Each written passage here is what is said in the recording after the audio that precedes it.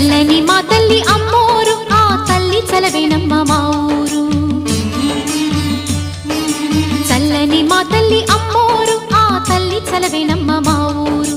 గోదారి పారేది గుడిగంట గొంతెత్తి పాడేది, గోదారి పారేది గుడిగంట గొంతెత్తి పాడేది.